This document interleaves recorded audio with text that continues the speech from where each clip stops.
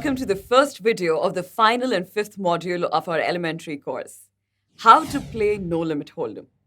Well, by now, you know this much that in No Limit Hold'em poker, we need to make the best hand of 5 cards. And there is a ranking for every kind of hand that you can create. Do you remember the hand ranking system? Well, let's find out. What's the best hand that you can create?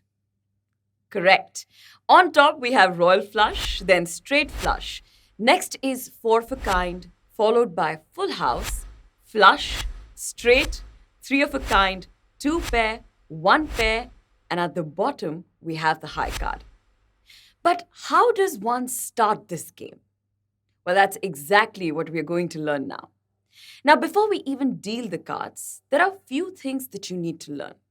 While playing poker, in every round, one player is considered as a dealer.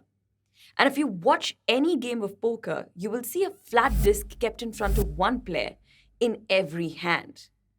This flat disc is always kept in front of the dealer, also known as the button.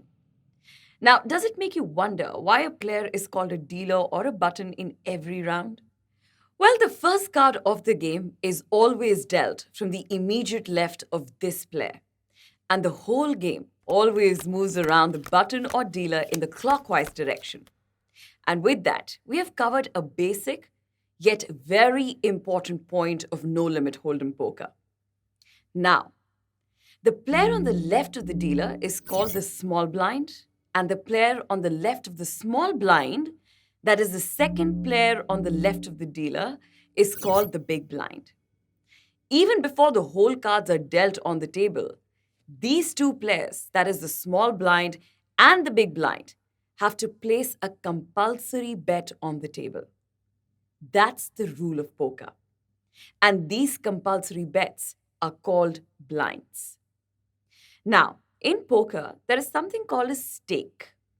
The table stake defines the amount of the small blind and big blind of the table. And the compulsory bet the big blind puts in is double the compulsory bet of the small blind. So if the table stakes are 5-10, then the small blind has to put 5 chips and the big blind has to put in 10 chips. And if the stakes are, say, changed to 10-20, then the small blind needs to put in 10 chips and the big blind needs to put in 20 chips. So small blind and the big blind define the stakes of a particular table.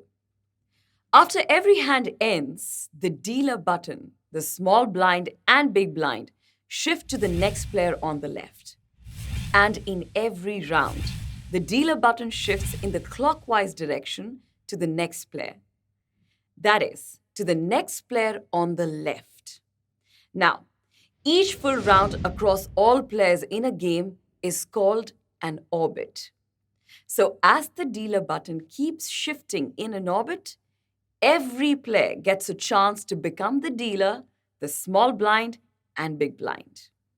And what happens next is something we're going to learn in the next video. I hope you understood the concept of button, small blind, and big blind. And if there is any doubt, then please watch this video again before proceeding to the next video. And now, this is going to get even more interesting, as in the next video, we're going to learn about basic pre-flop action. So join me there.